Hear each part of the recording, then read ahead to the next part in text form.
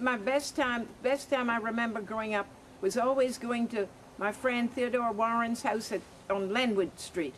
Her parents would always go upstairs early, and we'd sit down there and talk and play records. Dance music. We played dance records to dance. And then we always came home by about 11 o'clock.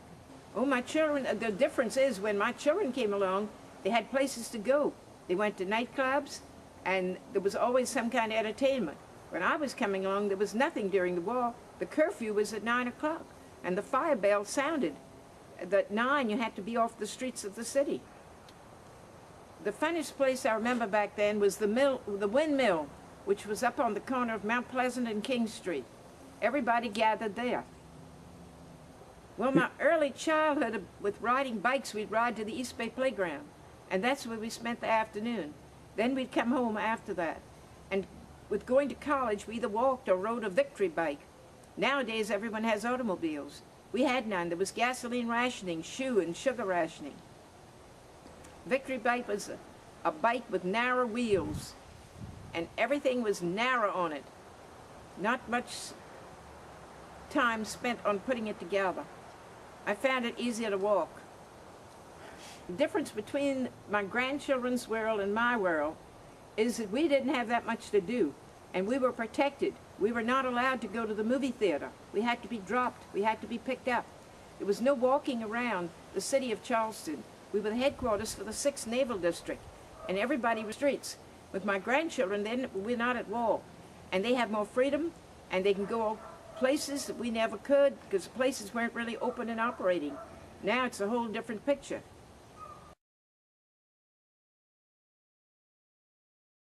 But you know, you had all those, we'd go to the movies a lot in the summer when it was hot and nobody had air conditioning, so we went to the movies in the afternoons to cool off.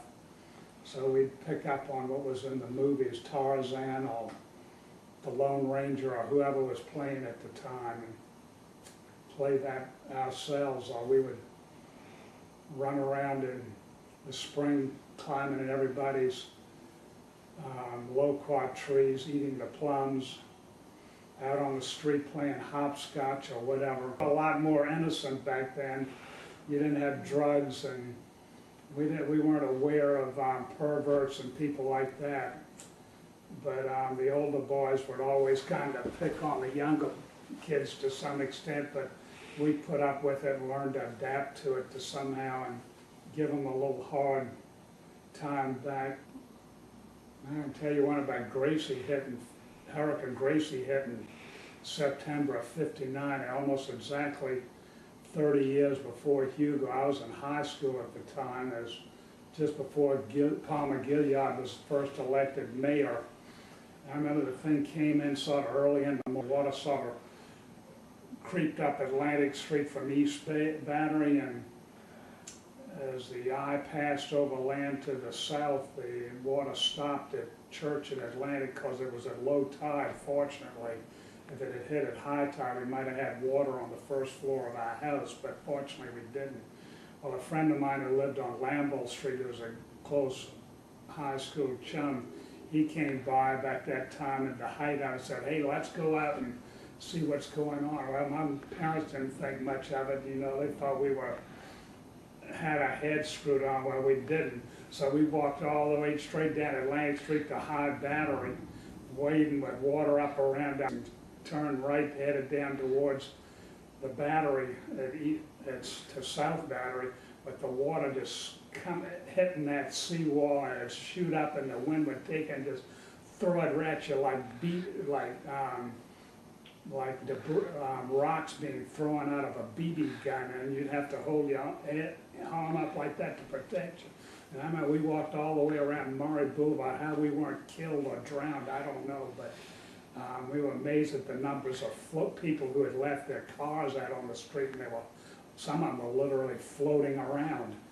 And I'd be given anything to have had one of those cars in perfect shape myself, and I knew now they were just practically junk from being submerged in salt water. But we walked around this Murray Boulevard just watching all the waves just sort of roll across White Point Gardens and then back up King Street to his house, and that was sort of the end of it. I'm amazed we weren't hit by some kind of flying debris or something.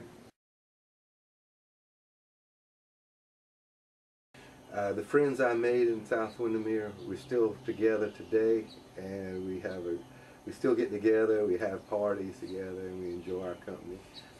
As I got older, I met boys from the Crescent, and we kind of bonded when we started surfing. We loved the California culture, and the scene was just, the girls in the bikinis and the surfboards was everything we ever wanted in life. So we started drifting out to Folly Beach. Grew our hair long, stayed healthy. What separated us from the hippies back then is, as surfers, we were healthy. We probably did the same thing most of the hippies did, where they were washed out and pasty. We were bronze and blonde-headed, and had a lot of girlfriends. Girlfriends from James Island.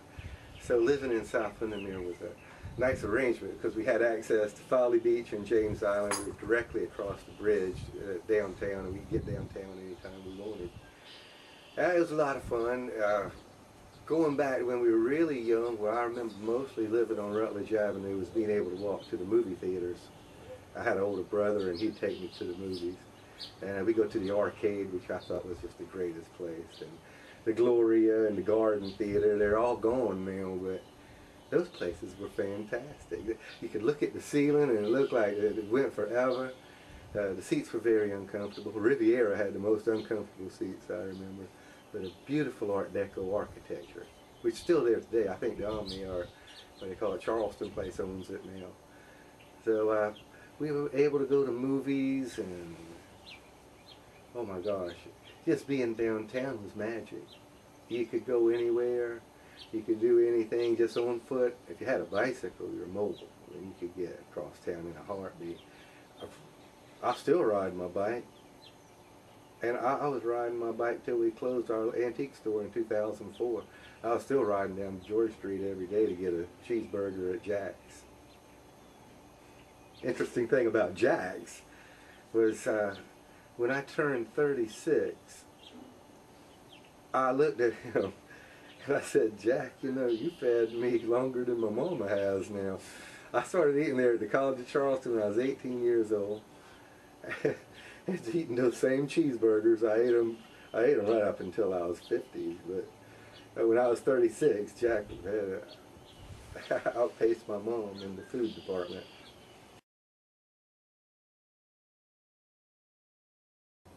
So now you go over there and everything is West Ashley, and people that have been over there for 15, 20 years, and you try to talk about St. Andrew's Parish, they don't even know what you're talking about. Go to St. Andrew's Church, the old Episcopal church out there, still called St. Andrew's Church, but everything has changed. And Mr. Flood, he was the overseer there. He had a whole lot of children. They were all in St. Andrew's School with me. And we all went to the country grammar school. We did not have a high school, but they decided to start a high school, and we only had grades. You went through the 7th grade, and then you went to the 11th grade, which is, you went from the 7th to the 8th, 9th, 10th, and 11th. You had 7 grades of elementary school and 4 grades of high school. So they started a high school, and when I got out of the 7th grade, I went to the 8th grade in high school, which was the first school. Prior to that, everybody went to either Charleston High School for the boys, or Meminger High School for the girls, or Murray High School for those folks who wanted to learn a technical trade, you know, automobile mechanics or welding or trades like that. There were not many people over there.